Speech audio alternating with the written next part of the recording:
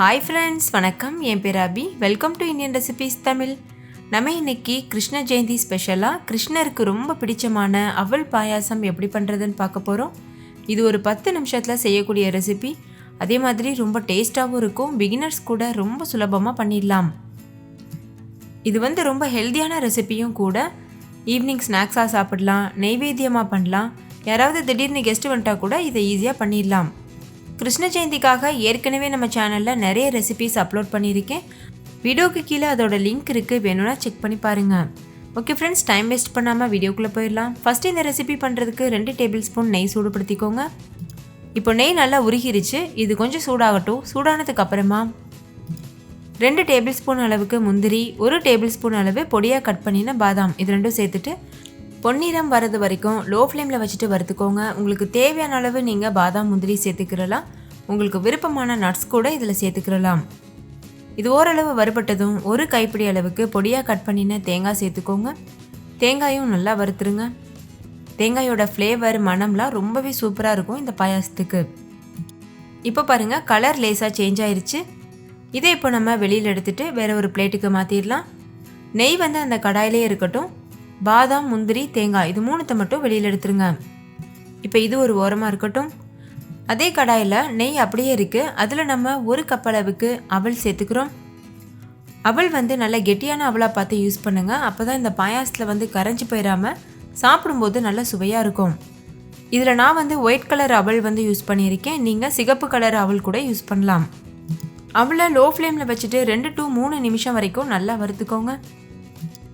இப்போ பாருங்கள், அவல் நல்லா வறுபட்டுருச்சு. அவல் நல்லா வறுபட்டதுக்கு அப்புறமா இதில் பால் சேர்க்கணும். நம்ம எந்த கப்பில் அவல் அளந்து எடுத்தோமோ அதே கப்பில் 2 கப் அளவு தண்ணி சேர்க்காத காய்ச்சி ஆற வச்ச பால் சேர்த்துக்கோங்க. தேங்காய் பால்லாம் சேர்க்கக்கூடாது. நம்ம நார்மல் பால் தான் சேர்க்கணும். அவல் அளந்த அதே கப்பில் 1 கப் அளவு தண்ணி சேர்த்துக்கோங்க. இது கரெக்டான ரேஷியோ. 1 கப் அவலுக்கு 2 கப் பால், 1 கப் தண்ணி, இது கரெக்டான ரேஷியோ. நீங்கள் வீட்டில் இருக்க ஏதாவது ஒரு பவுல் எடுத்துகிட்டு அளந்துக்கோங்க. இப்போ இதில் 3 ஏலக்காயை நசுக்கிட்டு சேர்த்துருக்கேன் ஃப்ளேவருக்காக. இது நல்லா மிக்ஸ் பண்ணிவிட்டு இது நல்லா கொதிச்சு வரட்டும். இடையிடையில் ஹை ஃப்ளேமில் மீடியம் ஃப்ளேமில் மாற்றி மாற்றி வச்சு வேக வச்சுக்கோங்க. நல்லா இப்போ கொதிக்க ஆரம்பிச்சிருச்சு. ஸ்டவ்வை முழுமையாக லோ ஃப்ளேமில் வச்சுட்டு மூடி போட்டு மூடிட்டு அவல் முழுமையாக வெந்து வர்றது வரைக்கும் வெயிட் பண்ணுங்கள். அவல் சீக்கிரமாகவே வெந்துடும். அதனால் இடையிடையில் செக் பண்ணிக்கோங்க. குழஞ்சி போயிடுச்சுன்னா பாயாசம் நல்லா இருக்காது. இப்போ அவல் நல்லா வெந்துருச்சு. நம்ம நசுக்கி பார்த்தோன்னா ஈஸியாக நசுக்கிறதுக்கு வரும்.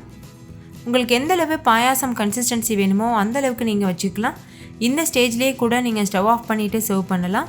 அப்படி இல்லைனா இதை விட இன்னும் திக்காகிறதுக்கு கொஞ்சம் நேரம் கொதிக்க விட்டுட்டு இது நல்லா திக்கானதுக்கு அப்புறமா நம்ம இதை சர்வ் பண்ணலாம். இப்போ பார்த்தீங்கனாலே தெரியும் உங்களுக்கு அவல் நல்லா வெந்திருக்கு. இந்த ஸ்டேஜில் தான் நம்ம வெல்லம் சேர்க்கணும். அவல் வேகிறதுக்கு முன்னாடியே வெல்லம் சேர்த்துட்டோன்னா அதுக்கப்புறம் அவல் வெந்து வராது. சாப்பிடும்போது ரொம்ப ஹார்டாக இருக்க மாதிரி இருக்கும்.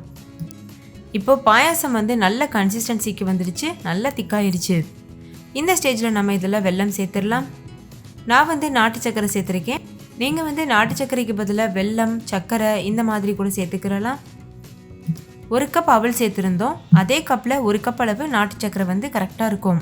நாட்டு சர்க்கரை சேர்த்த உடனேயே ஸ்டவ் ஆஃப் பண்ணிடுங்க. ஸ்டவ் ஆஃப் பண்ணிவிட்டு நல்லா இது போல் கலந்துக்கோங்க. நீங்கள் ஸ்டவ் ஆனில் வச்சுருந்தீங்கன்னா கண்டிப்பாக பால் திரிஞ்சு போயிடும். வெல்லம் சேர்க்குறதா இருந்தாலும் இதே போல் 1 கப் வெல்லம் சேர்த்துக்கோங்க. ஆனால் அதில் மண் இருக்கிறதுக்கு வாய்ப்பு இருக்குது. அதனால் தண்ணி ஊற்றி நல்லா கொதிக்க வச்சு அதுக்கப்புறம் வடிகட்டிட்டு சேர்த்துக்கோங்க. இப்போ பாருங்கள், நாட்டு சர்க்கரை நல்லா கரைஞ்சிருச்சு. இந்த ஸ்டேஜில் நம்ம ஏற்கனவே வறுத்து வச்சுருக்க முந்திரி, பாதாம், தேங்காய் இதெல்லாம் சேர்த்துருங்க.